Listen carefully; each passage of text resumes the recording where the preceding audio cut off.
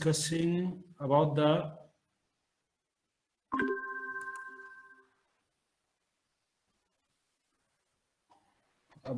transport of the molecules across the membranes. Okay, so in that I have mentioned that those molecules which are hydrophobic in nature, they can pass through the biological membranes because the phospholipids, which are the components of the biological membranes, they are hydrophobic in nature. The core of the bilayer of the biological membrane, it is hydrophobic in nature. So these hydrophobic molecules, they can pass through this bilayer. Okay, and for the hydrophilic molecules and the big molecules, that it cannot pass through the lipid bilayer, so it has to be transported. Okay, so that transport, it is done by the transport proteins. We have discussed that one. Okay, then also we discussed that in the diffusion across the biological membrane, so that that depends on the concentration of the molecules which are present across the biological membrane. So if the movement is from the higher concentration to the lower concentration, so this will automatically pass on. Okay, it is just diffusing from the higher concentration to the lower concentration.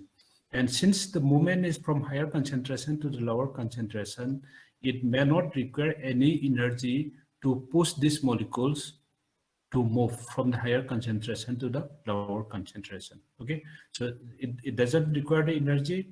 So because of that, we call it as it is a passive transport. Passive means it is without the energy. Okay, so passive transport is diffusion of a substance across a membrane with no energy investment. So here there is no investment of the energy. There is no utilization of the energy. So when the cell utilizes the energy, generally it comes from the hydrolysis of the ATP. So here, since energy is not required, then because of that, the cells need not to hydrolyze the ATP to get the energy.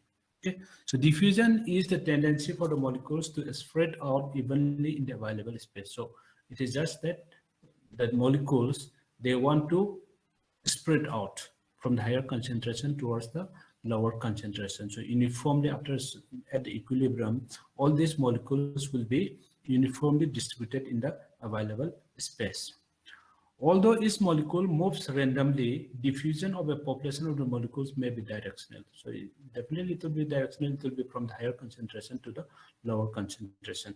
So at dynamic equilibrium, as many molecules cross the membranes in one direction as in the other. Okay. I think this also we already discussed last time, that the movement of this and all that. Okay, so I'll not go discuss it again. This. Now that substances diffuse down their concentration gradient. I think somebody is waiting.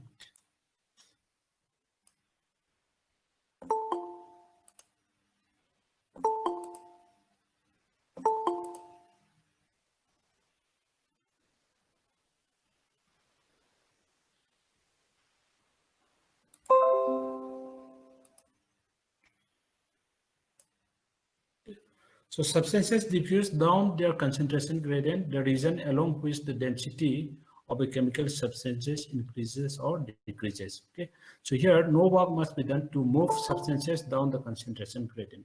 Okay, so since it is thermodynamically feasible to move the molecules from the higher concentration to the lower concentration, no work is required.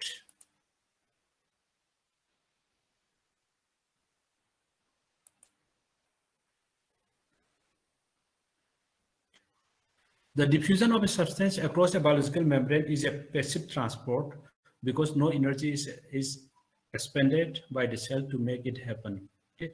Then osmosis, there is another term which we call it as osmosis. So osmosis is the diffusion of the water across a selectively permeable membrane. So here, that it is the movement of the water molecule from one place to another place through a membrane.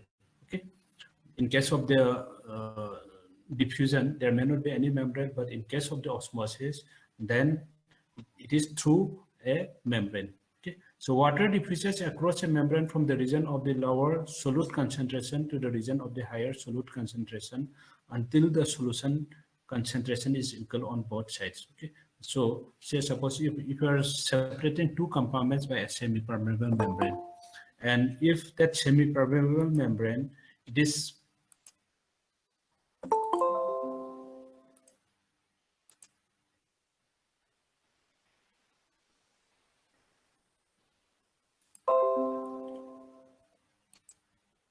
just I'll go on in this format for a few minutes because many of your friends are just joining it.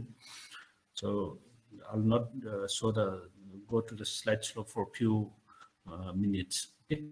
So here, when two compartments are separated by a semi-permeable membrane, so this semi-permeable membrane, it has the pores which allows the movement of the water molecule, but it doesn't allow the movement of the solid molecules. So what it will do, because on one side of the compartment, okay, in one compartment the concentration of the solute is high, and on the other side it is the concentration is low. So just to make it the equal concentration, these water molecules which can pass through this semi-permeable membrane, it will move from the lower concentration to the higher concentration, so that the concentration of the solute on the both sides will be equal. Okay, so this is the reason why that in the case of the osmosis, the water molecules are moving from the lower concentration of the solute to the higher concentration of the solute. It is just to make the two solutions of equal concentrations. Okay, so this is the case. Can you see this picture? Yes, sir. Yes, sir. Okay, so now you have this one, this YouTube, you have it. Okay, this is separated here by a membrane. Okay, so this membrane is a semi-permeable, so that means it can pass, it allows the movement of the water molecule. Okay, that pore which is present, it through this the water molecule can pass through it, but this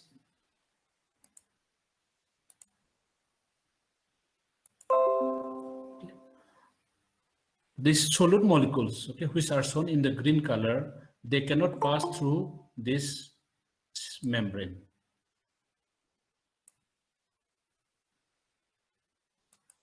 Okay.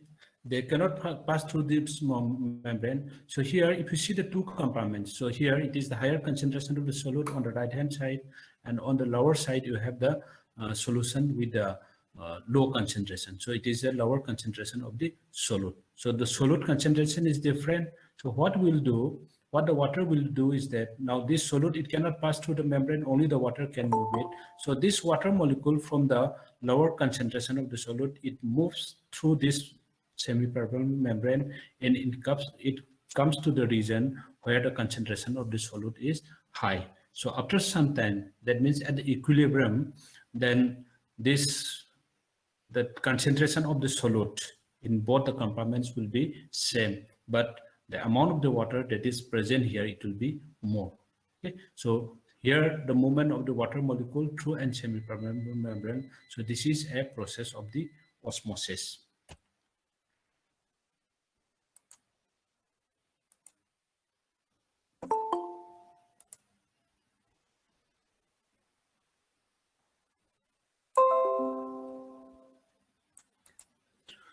No, there are some terms which we have to be familiar with this one when we discuss about the osmotic regulation and all that of the cells. So one is that tonicity.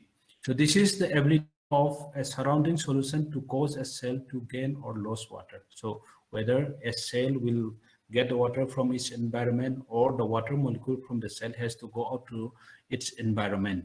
Okay, so that ability, it is called as the tonicity. Okay, isotonic solutions, iso means it is same. So when the concentration is same in the different compartments, then we call it as an isotonic. Okay, so isotonic solution means the solution having the same concentration. So solute concentration is the same as that inside the cell. So here we are comparing with the inside the cell and the outside the cell. Okay, that is the cell environment. So solute concentration is the same as that inside the cell. So since the concentration is same, there will not be net movement of the water across the plasma membrane. Okay. Next is the hypertonic solution. Hyper means it is more. Okay. So solute concentration is greater than that inside the cell. Okay. So here the solute concentration in the surrounding of the cell, it is higher. So because of this, the water molecules from the cells will move out to the surrounding, so that the concentration will be less in that. Okay? So there is a movement of the water molecules from the cell to the surrounding, in which the concentration of the solute is more in the surrounding. Okay. Next is the hypotonic. So here the solute concentration is less than that inside the cell. So the cell will gain the water. Okay.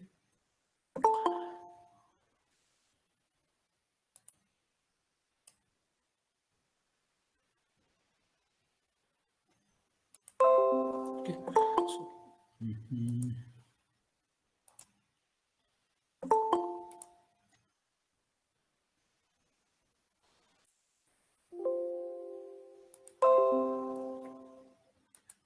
So hypertonic or hypotonic environments, it creates the osmotic problems for organisms, because whether it is if it is hypertonic, then the water molecule from the cell is going out.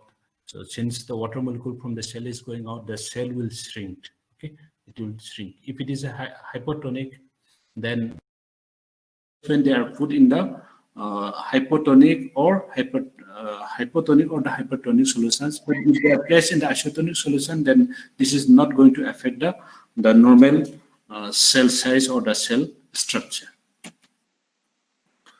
Okay, so we have just discussed the osmosis, then diffusion. Now let's come to the facilitated diffusion. So facilitated diffusion means it is diffusion, but the molecule itself, it cannot pass through it. There should be some other molecule which is helping in the diffusion of these molecules. Okay, so since it is still the diffusion, it will be a passive transport. Okay, and these are added by the proteins.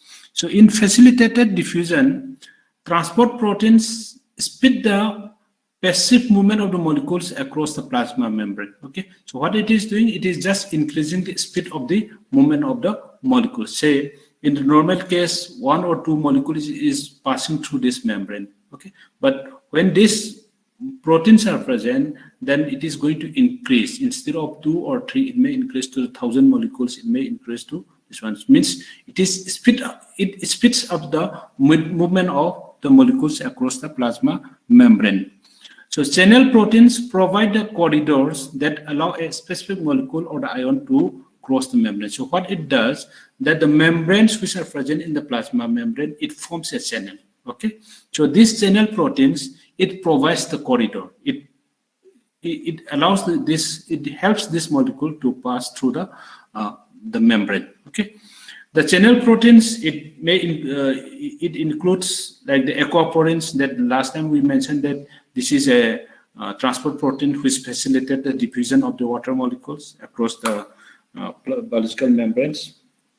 Then ion channels that open or close in response to a stimulus. Okay, so these ion channels, it responds, okay, to a stimulus. So when it gets some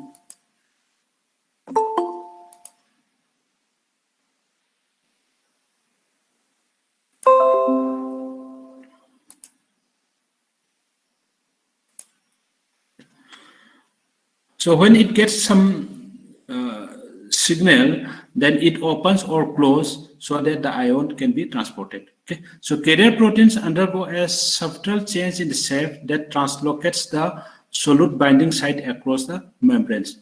I think some structure figure is given in the next slide, so we'll see to that. Okay. So let's see this here. Now, this is a cell membrane. The blue one, it is in the extracellular fluid. Then you have the cytoplasmic site. Okay, so you have the transport protein here.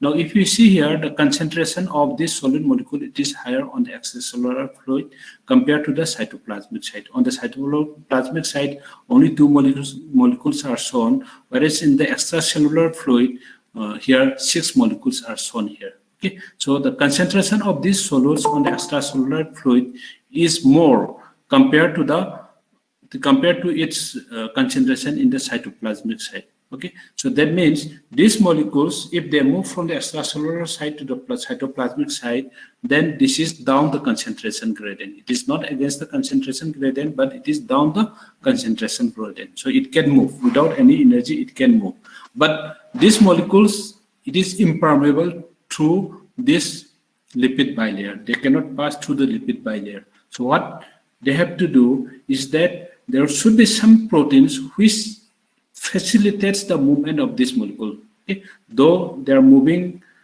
from the higher concentration to the lower concentration, but they have to be facilitated. They have to be helped by some molecules which are present in the plasma membrane to move from the extracellular fluid to the cytoplasmic site. Okay, so since this protein, it is helping the movement of these solutes, so it is facilitated. Okay, so this is a facilitated diffusion. Okay, then the other one is the carrier protein. Here, if you see, which we have seen that based on the signal that they receive it, they may change the shape. They may open it, they may close it. Okay, so in the first one, here, these molecules are present. So when they receive some signal, then it opens. Okay, this channel is open for this transport protein. So these molecules, it enters it. Okay, it enters it.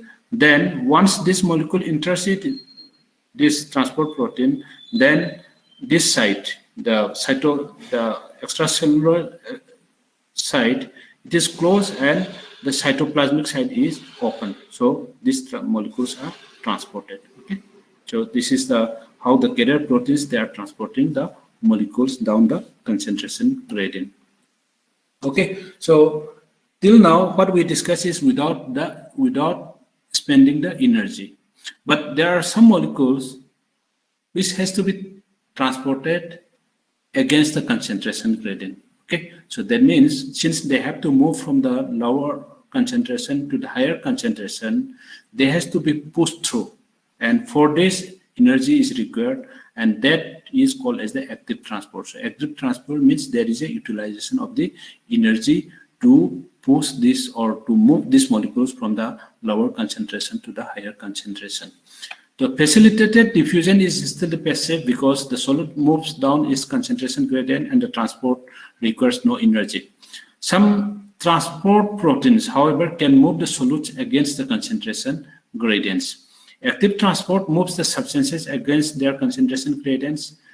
It requires the energy, usually in the form of the ATP. So what happens is that when the ATP is hydrolyzed, then some amount of the energy is released. So that released energy is utilized to push these molecules from the lower concentration to the higher concentration. It is performed by the specific proteins which are present in the membrane, okay, which is present as a part of the biological membranes. The active transport allows the cells to maintain the concentration gradients that differ from their surrounding. Okay. So example is here the sodium potassium pump. Okay. So this is one type of the active transport system. It moves the sodium and the potassium. Let's see that we have the structure, the figure for this. Okay. See here, the extracellular fluid, it is high in the sodium ion. Okay. It is high in the sodium ion and low in the potassium ion. Whereas in the cytoplasmic side, the sodium is low and potassium is high. Okay. So if the sodium is moving from the cytoplasmic side to the extracellular side, where the concentration is high, then it is against the concentration gradient. It is moving from higher concentration to lower concentration. Similarly, if the potassium is moving from the extracellular side, which is low, to the cytoplasmic side, where the concentration is high, then it is also against the concentration gradient. Okay. So let me just show all this one. Okay, so you have here, so this slide, it shows, this figure shows the concentration difference. So here, if the sodium is to move from cytoplasmic side to the extracellular side, then there is hydrolysis of the ATP. So here ATP is hydrolyzed to ADP and inorganic phosphate, and that energy produced from this hydrolysis is used to push these sodium ions from the cytoplasmic side to the extracellular side. So it is moving out. Okay, this is just moving out, and this is against the concentration gradient. Because of that, there is hydrolysis of the ATP. Okay. Similarly, we have seen here that the potassium level in the extracellular side is low, but here potassium is moving from the low concentration to the high concentration. So it is again against the concentration gradient. Okay, so this is again coming in. So here, what we are seeing is that the sodium as well as the potassium is moving from one side of the membrane to the other side of the membrane against the concentration gradient. So since the movement is against the concentration gradient, it is not thermodynamically feasible. Okay? It is not thermodynamically feasible. So it has to, the cell has to spend energy for this, and that energy comes from the hydrolysis of the ATP. And since there is expenditure of the energy, this will be an example of the active transport. Okay, let's see here. Now, this again explains the passive transport and active transport. Here, in case of the passive transport, so here some of the molecules is just passed through the plasma membrane. Okay, so it is just the diffusion. There is no help. No protein or the other agent is helping in the movement of this molecule. It simply passes down the concentration gradient. So this is the case of the diffusion. Now, in this case, these molecules, it cannot, though the concentration is higher on the extracellular side compared to the cytoplasmic side, but they cannot move or pass through these biological membranes because this biological membrane is impermeable to them. So for its movement, it requires the help of some proteins which are present in the plasma membrane. So this plasma membrane proteins, it helps in the movement of this molecule. So it is facilitated. The movement of this molecule is facilitated by these transport proteins which are present in the biological membrane. So this is the case of the facilitated diffusion.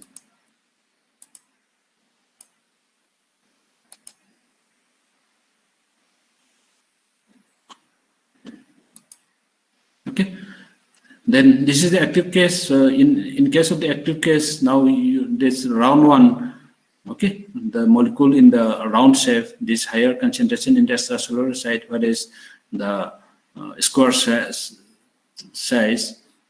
okay, this is higher in the cytoplasmic side. So the movement is against the concentration gradient, and it is done with the expense of the energy. So it is an active transport.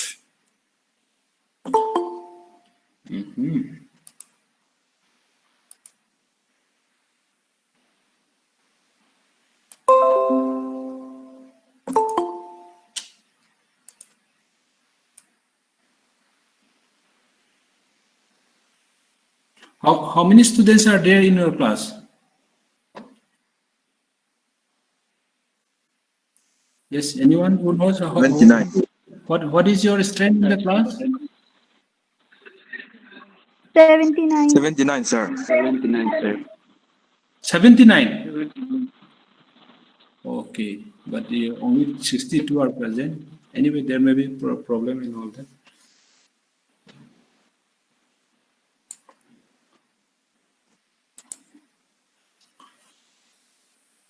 Okay, so this slide is not so important, this one, but I'll just go through it. Okay, ion pumps maintain the membrane potential. So membrane potential, actually, this is just because of the difference in the charge across the membrane. Okay, some say the outside of the membrane it may be more positive, the inside may be more negative.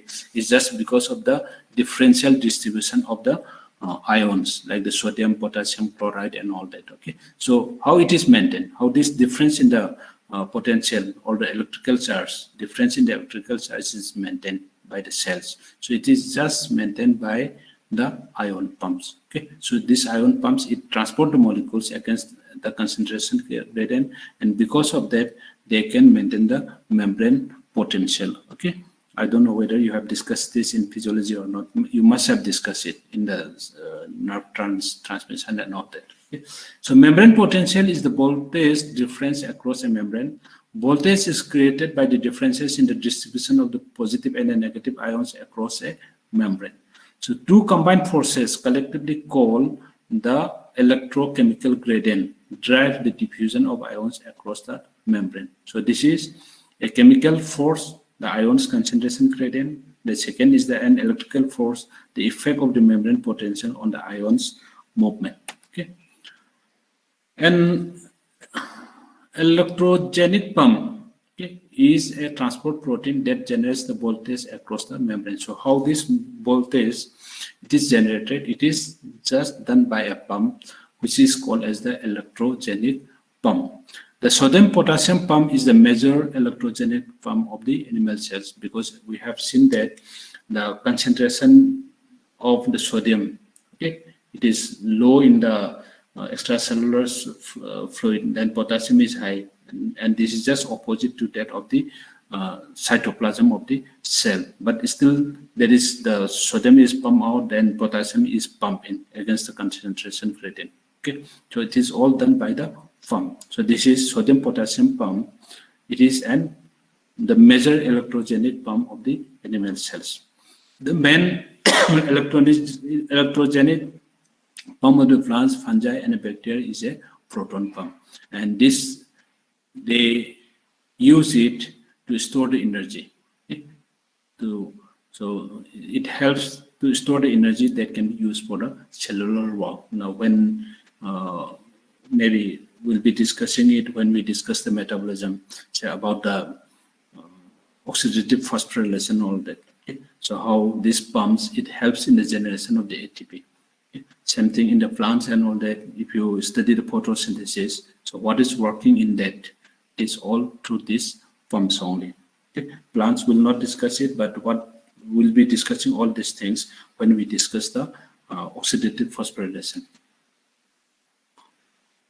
This is just, I have already discussed it. Okay, this is the electrogenic pump. Okay, so this pump, it is transporting the hydrogen ion against the concentration gradient. So here the concentration of the hydrogen ion or the proton in the extracellular fluid is very high. It is low in the cytoplasm, but still this pump is transporting these protons from the cytoplasm to the extracellular fluid. Then there is another term which is called as the co-transport. Co-transport means the transport of one molecule is linked to the transport of the other molecule. Okay, so it is the co-transport. So it is also called as the coupled transport by a membrane protein. So this membrane proteins, when it transports one molecule, it is coupled to the transport of the another molecule. So co-transport occurs when the active transport of a solution of a solute indirectly drives the transport of the other molecule. So when one is transported by the process of the active transport, it is linked to the transport of the other solute. Plants commonly use the gradient of the hydrogen ions generated by the proton pumps to drive the active transport of nutrients into the cells. Okay, example here.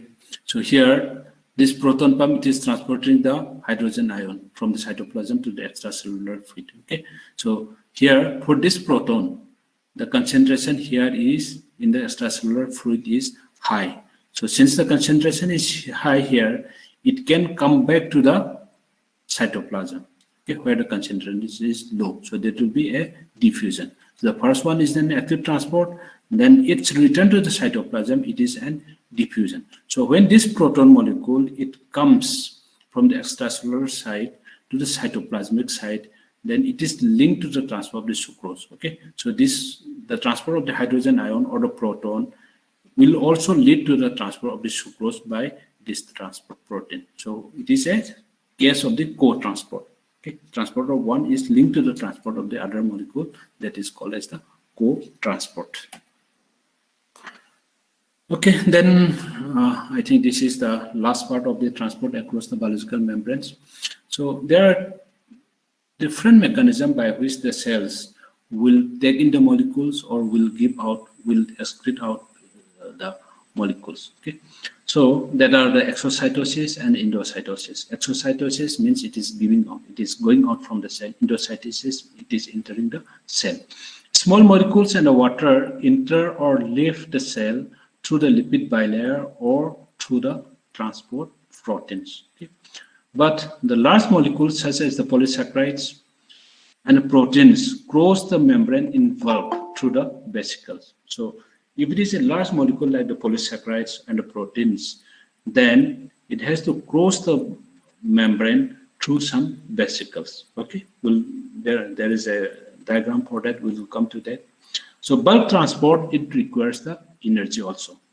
In exocytosis, transport vesicles migrate to the membrane, fuse with it, and release their content. So in exocytosis, it is the process in which the cell is giving out some molecules. Okay, so here what happens is that some vesicles will surround these molecules which are to be sent out from the cell. Okay, then that vesicle, it fuses with the plasma membrane, then it will open, that molecule goes out. Okay, it is the reverse is in the case of the endocytosis. So many secretory cells use the exocytosis to export their products. In endocytosis, the cell takes it in macromolecules by forming vesicles from the plasma membrane. Okay. So endocytosis is the reversal of the exocytosis involving the different proteins. So different proteins will be involved in that because the fusion of the vesicles, this has to be done through the recognition proteins and all that. Okay. So there are three types of the endocytosis. One is called as the phagocytosis, which is called as the cellular eating. Then pinocytosis, called the cellular drinking. Then third one is the receptor-mediated endocytosis. Okay. In phagocytosis, a cell engulfs a particle in a vacuole. The vacuole fuses with the lysosome to digest the particle. Okay. So same thing, it is just the process. Okay. Then in pinocytosis, the molecules are taken up when the extracellular fluid is gulped into tiny vesicles. In receptor-mediated endocytosis, binding of the ligands to the receptor triggers the vesicle formation. Okay, we'll come to that. Okay, so a ligand, it is any molecule that binds specifically to a receptor site of the another molecule. See here, what happened is that this is the food molecule. Okay, this is the extracellular fluid. Then you have the solutes. Okay, so all this now this molecule. So others, though it is a small molecule, they can move it. Now this is a big particle, so there will not be protein molecules which can pass this molecule. Okay, so this may be, earlier I have mentioned that it may be proteins, it may be on the polysaccharides. Okay, so this now it is coming in contact with the plasma membrane. Then these two portions, okay, from here and here, this will be mixed. Okay, this portion will link to this portion. Then the other portion with the engulfed molecule, it is excised out from the plasma membrane as a vesicle. Okay, so this is the vesicle. Then this will go and fuse with the lysosome. Okay, in the lysosome, this will be digested. Okay, so this is the case of phagocytosis. In case of pinocytosis, so it is the small molecules like the water, then all these things. Okay, it is called as the cellular drinking. So this will be again engulfed in the vesicle. This will get inside the cell. Now in the cell-mediated endocytosis, now you have the receptors here. Okay, you have the receptors here. So these receptors, it recognize these violet molecules. Okay, you see here it is the violet molecules. So these violet molecules, it is attached to these receptors. Once it is there, then it initiates the formation of these vesicles. Okay, so like that, these molecules which are in the extracellular side will be taken inside the cells. Okay, I think this is all about the transport across the biological membrane. Then the another term that is mentioned in your syllabus as a part of the biological membranes is the donor membrane equilibrium. Okay, donor membrane equilibrium. So this is a condition in which when a membrane is freely permeable to the ions, say sodium chloride, and if the concentration of the ions on both the sides is different, the ions freely diffuse to attain the equal concentration. Okay, I'll come to the picture. It will be more clear to that. So Gibbs-Donan, they observed that the presence of a non-diffusible ion on one side of the membrane alters the diffusion of a diffusible ion. So this is the rule that has been given by these two scientists, and based on that, this is called as the Donan membrane equilibrium. Let's see what is this. See here.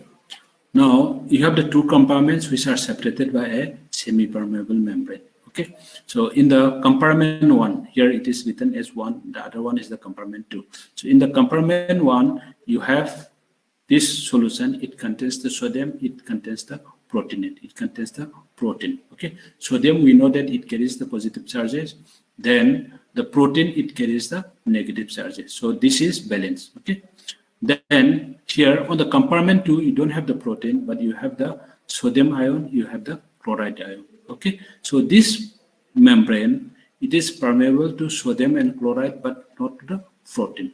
Okay, so this is the initial stage. So after some time, when it attains the equilibrium, what happens here, that this here the chloride is not there in the compartment 1. So chloride will move from the compartment to the compartment 1. So some amount of the chloride is moving from the compartment 2 to the compartment 1. Okay, so initially the sodium ion present here was balancing the protein. Okay, then on the compartment 2, the sodium present is balancing the or neutralizing the amount of the chloride ion present. But after some time at the equilibrium, since some amount of the chloride has moved from the compartment to the compartment 1, then this will not be balanced. Now this sodium ion, after the equilibrium, at the equilibrium, it has to neutralize the protein molecules, it has to neutralize the chloride ions. Okay, so that means the amount of the sodium ion present in the compartment 1 will be higher than the amount of the sodium ion present in the compartment 2 at the equilibrium stage. Okay, so this is just because that this charge has to be balanced. So the ions, the distribution of the ions, it is influenced by the molecule which is not diffusible across this membrane. Okay, so now this distribution of the sodium ion, okay, that is the higher concentrated sodium ion in the compartment 1 compared to the compartment 2 is just because of the presence of the protein. So that means this is what has been stated by Gibbs-Donan. That is, they observed that the presence of a non-diffusible ion on one side of the membrane alters the diffusion of diffusible ions. So the movement of the sodium and the potassium ion, it is influenced by the presence of this non-diffusible ion, that is the protein molecule here. Okay, what I'll just read out what I have explained you again. Okay, so in the molecule sodium proteinate, the protein ion is non-diffusible through the membrane which is separated by a membrane. Initially, the sodium proteinate is on one side, that is the side 1, while the sodium and chloride is on the side 2. Diffusible ions, sodium and chloride, can freely pass through the membrane. On side 1, sodium ions will balance the incoming chloride ions beside the protein ions, while on the side 2, sodium ions have to balance only the chloride ions. Therefore, the concentration of the sodium ion on side 1 is greater than on the side 2. Okay. So from the thermodynamical point of view, at equilibrium, the concentration of the sodium and chloride on the both sides should be the same.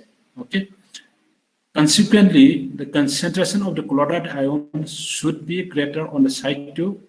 Further, the total concentration of the ions on the side 1 is higher than on the side 2. It is all because of the presence of the non-diffusible ion, that is the protein molecules. The net concentration of the total ions will be greater on the side of the membrane containing the non-diffusible ions. That is, in this case, to the side in which the protein molecule is present.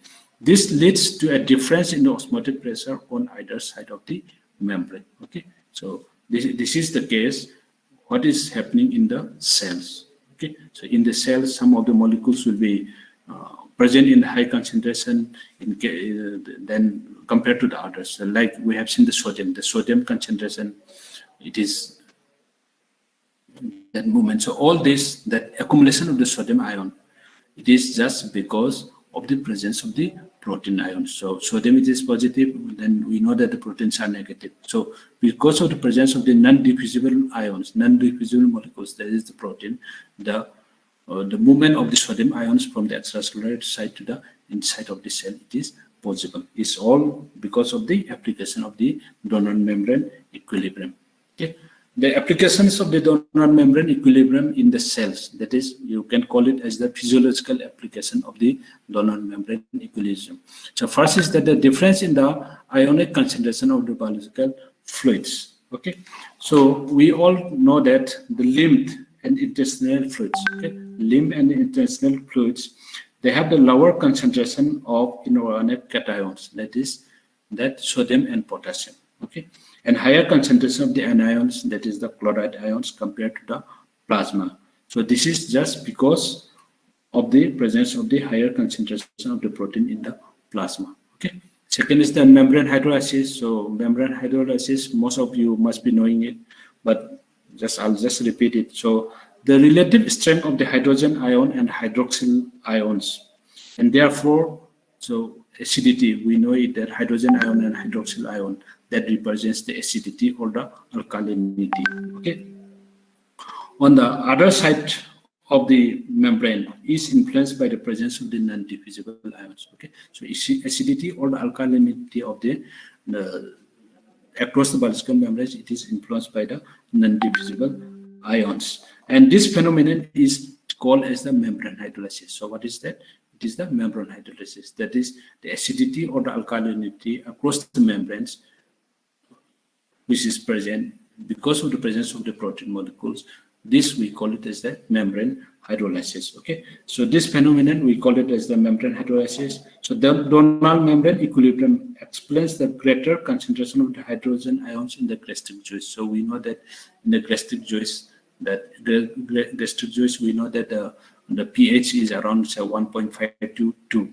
So that means high amount of the hydrogen ion is present in the gastric juice. And why it is present in the high amount of the hydrogen ion is present in the gastric juice? This is just because of the application of the donor membrane equilibrium. Okay. Next is the lower pH in the RBC. So RBC, we know that it has, say, blood. In the RBC that it has the lower, lower pH. It is just because that it contains the hemoglobin. Okay. RBC, we know that it has the high concentration of the hemoglobin. So because of that, it can have more amount of the protein. So the pH of the RBC is lower. Okay.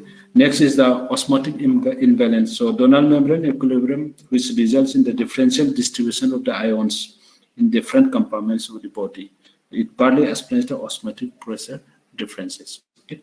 Next is the dialysis in the renal failure. So donor membrane equilibrium is the basic principle involved in the artificial means of purifying the blood by dialysis. Okay. So these are the physiological application of the donor membrane equilibrium. Okay. I don't know what is the time now.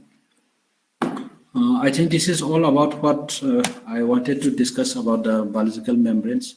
Next topic that is given in your syllabus is about the dissociation of the acids, then buffers. Okay, so these acids, buffers, and all that, it is also part of the experiment that you are going to do. It the first 4 experiments, it is based on the acid base and the buffer. So tomorrow I'll try to take your practical class from 2. In that, I'll be explaining about the dissociation of the acids, then what are the buffers, what are the buffer systems that are present in our system, and all that. We'll discuss it. Okay. So for today, let's stop here. If you have any class, I think we can, any questions, then we can discuss it.